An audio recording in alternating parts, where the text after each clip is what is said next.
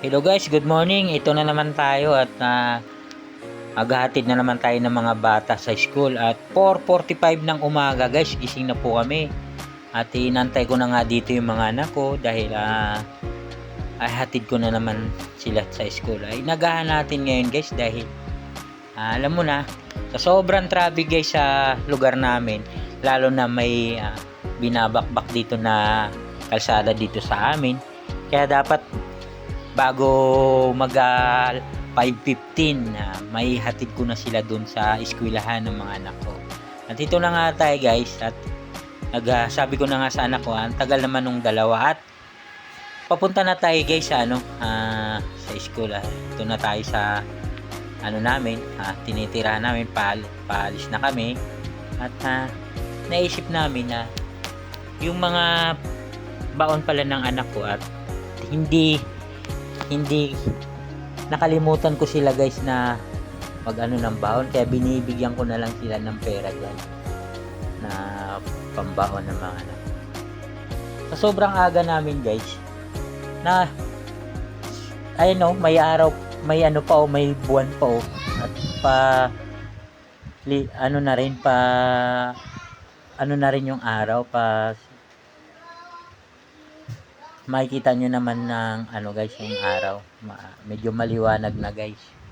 At dito na tayo guys sa paakyat na rin dito sa amin at nagdahan-dahan lang tayo guys dahil maaga naman kami na nagising guys, kaya hindi lang tayo masyado nagmamadali dito. Kaya minsan guys naisip ko na masarap pala sa pakiramdam na hinahatid mo yung mga anak mo habang bata pa. Kasi pag naisip ko, pag matanda na itong mga anak ko, baka ayaw na nito magpahatid kasi kaya niya na yung mga sarili nila. Ang sarap sa pakiramdam guys na nahihatid mo pala yung mga ganitong senaryo, yung moment nyo na mag-ama, nahatid mo yung mga anak mo. Kaya paglabas talaga namin dito guys sa medyo road at medyo may mga ilaw pa sa poste. Kaya balik tayo dun guys sa natin yung moment ng mga anak natin. Sarap pakin isipin guys na naalagaan natin yung mga anak natin ng maganda, nahatid mo sila sa school. Kasi naisip ko, pag matanda na itong mga anak ko, at di na siguro talaga ito magpapahatid.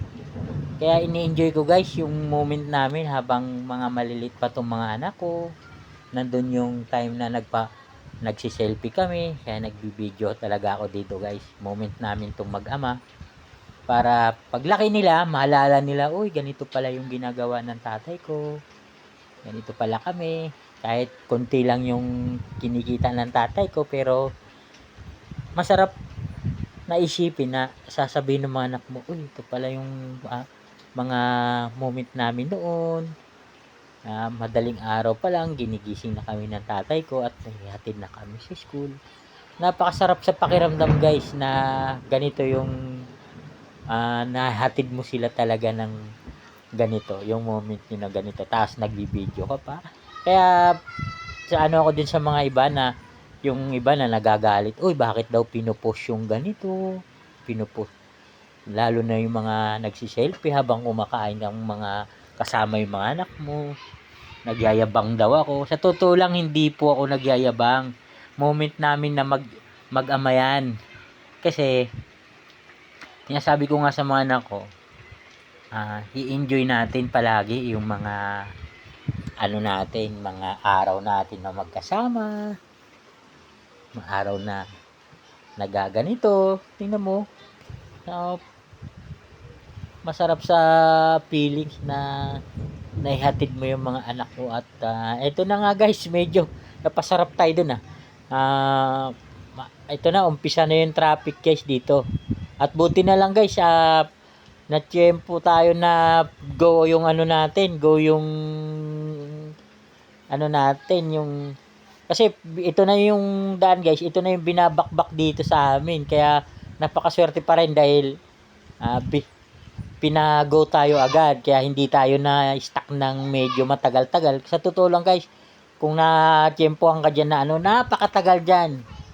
Halos wala nang madaanan, kahit motor, hindi ka na makakadaan. Kaya, yan lang masasabi ko guys, na maganda talaga sa pakiramdam na maaga ka. Na maaga kang pumasok sa lahat ng pagkakataon. Kasi unang-una, hindi ka nalilate, di ba?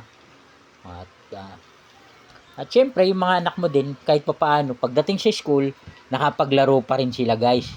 Nakapaglaro sila doon at nakipagtakbo-takbuhan, kahit pa paano, may ano sila, may exercise sila sa mga, sa ano nila, sa health nila, kondisyon ng katawan nila para maganda rin, kondisyon din yung katawan nila palagi.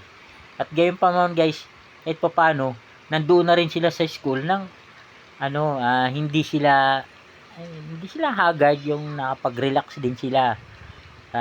Relax na relax sila sa ano nila, pakiramdam.